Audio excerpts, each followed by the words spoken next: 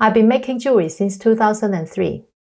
In my over 2 decades of working with jewelry, I've gone through 3 stages of tool collecting.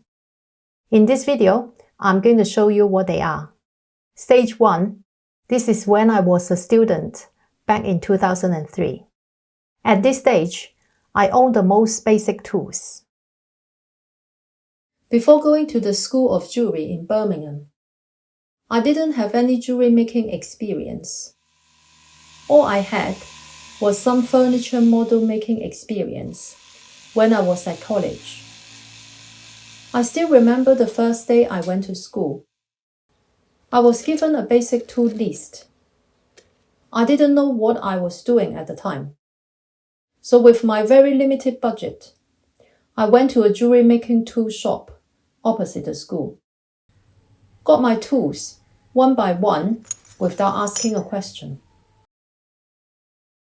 That was over 2 decades ago. I still remember what those tools are. If you're interested, let me show you. A pack of number 2 saw blades. This cut through all the precious metals I work with.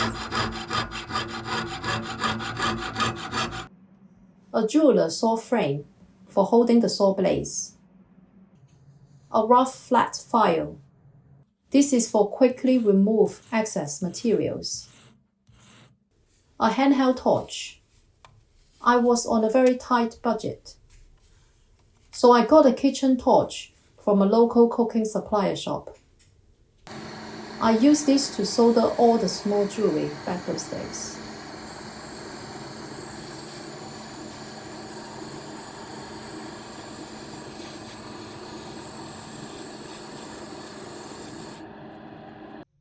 Borax comb with a borax dish.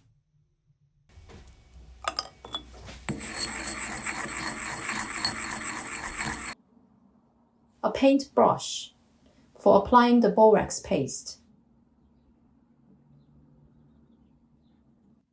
A few pairs of pliers for bending materials. A pair of metal shear for cutting solder and wire. A pair of tweezers for holding and picking up the jewelry after and during soldering. A 5 by 3 inches soldering board. This is for resting the precious metal on when soldering.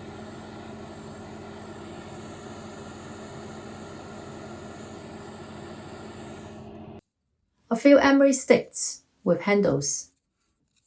They are for giving some final touches to the surface. Soldering pick. This is to help the solder float.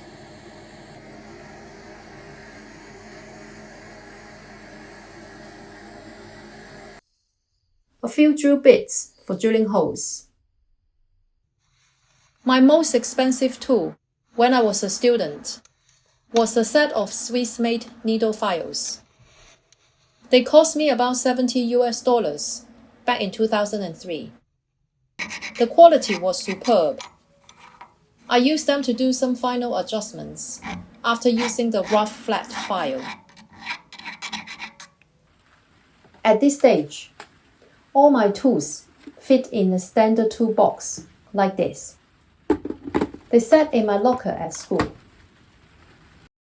Back in those days, with the support from all the tools at my school, I was able to make everything. More than 20 years has passed. Today, I'm still using some of them on a daily basis. Stage 2, that's after setting up my studio. At this time, I have left school. I have to own every single tool I want to use. Whenever I have made some money from my jewelry, after paying bills and putting some emergency money away, I spent whatever was left in buying tools. Whenever there's a tool sale, I'm in. Also, I was very curious about all the jewelry making tools. I wanted to use them all.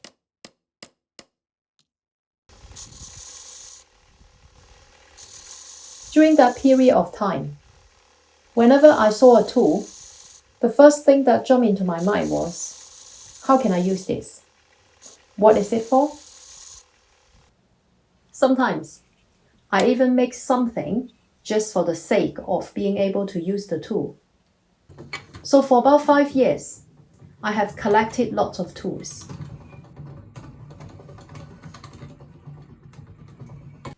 Most of them I use only once. Some of them were even left in the original packing box and have never been in use.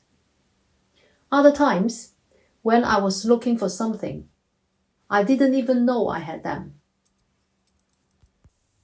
At this stage, I try to get my hands on every tool I had the chance to collect. No surprise that I ended up with lots of tools that did the same thing. They are just different mates, from different countries, and with a different price tag.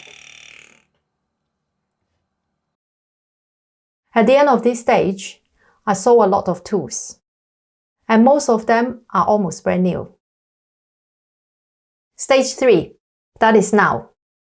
After trying everything I can, I become a minimalist. Basically, at this stage, I try to keep as few tools as possible. I want each of my tools to do multiple things. I want every single one of them to be the very best in the range. And they must help me to achieve the best result in the quickest time. More importantly, they last. As I'm making this video, it is almost the end of December.